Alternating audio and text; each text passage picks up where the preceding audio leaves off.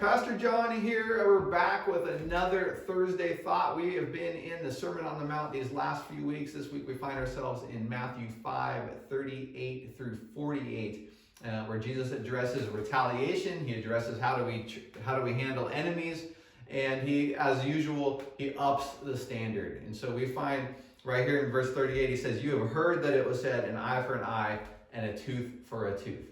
That was the law. You find that back in Exodus, Deuteronomy, Leviticus. You find examples of that. But that was the law. But that was the law for the society as a whole. Right? God has taken his people and he's trying to give them some standards, some rules, some laws of how they should live as a culture, as a community. And so that's a law for that culture and for those people collectively. Right? But Jesus is upping it. He's always taking these things and making them personal. He's taking it to our hearts. Because our heart is to retaliate. We want revenge, we want justice, and we usually try to up the ante. Like if I get wronged, then I'm usually trying to make sure, well, they really get wronged. All right, I'm gonna up the ante.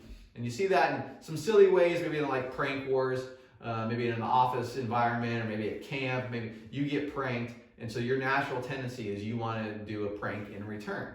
But typically, we do a better prank, a bigger prank, because what fun is it to just keep it at the same level? We got to up the ante. And that's our tendency when it comes to justice and retaliation, is that we want to do that same thing.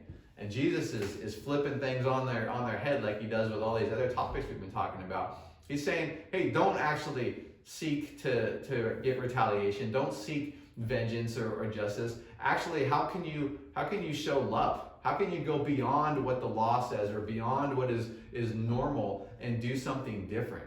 Give grace.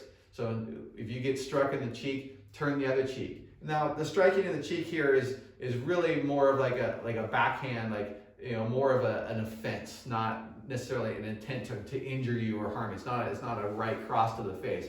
It's more of a, hey, you offended me, right? And so Jesus is saying it's better to be offended than to try to escalate.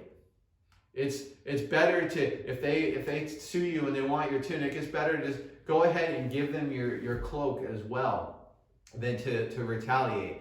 And he's saying, back then the Romans obviously were in rule of Jerusalem, and they could make the Jews carry their stuff and walk with them for a mile. That was the extent of the law, the rule at that time is, hey, I'm going to make you carry this with me for a mile. Jesus says, hey, go an extra mile. Go above and beyond. Serve that Roman soldier rather than try to do as little as you can. Try and do more. Try and actually serve them and honor them and show them grace by going an extra mile. And that's totally countercultural. Right? That's hard to do. All of these things are hard to do. Our natural tendency is to not do those things. And so Jesus, like he usually does, is upping the level of what it looks like to follow him, what it looks like to be like him. And then he goes on, he continues, "You have heard that it was said, you shall love your neighbor and hate your enemy." Now this is the first time that he's not doing a direct quote from the law. This was not what the law was. There was no law to hate your enemy. But this is what was normal. This was kind of the tradition.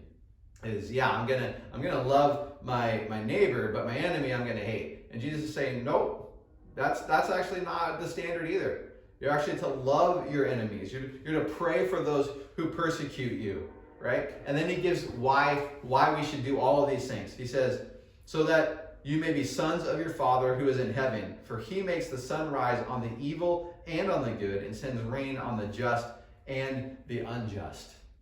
That's us.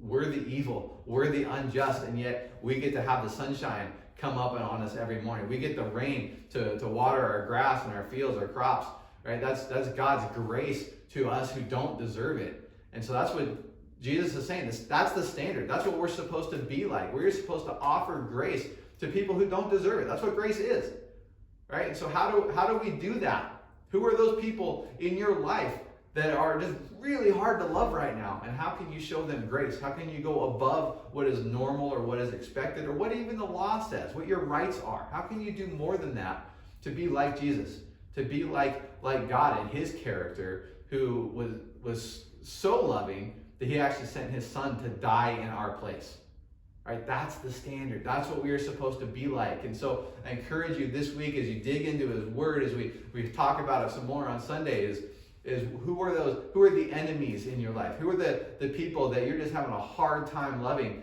And how can you show them grace? How can you show them love this week to be more like Jesus? All right, that's it. Love God, love others, serve generously. We'll see you next time.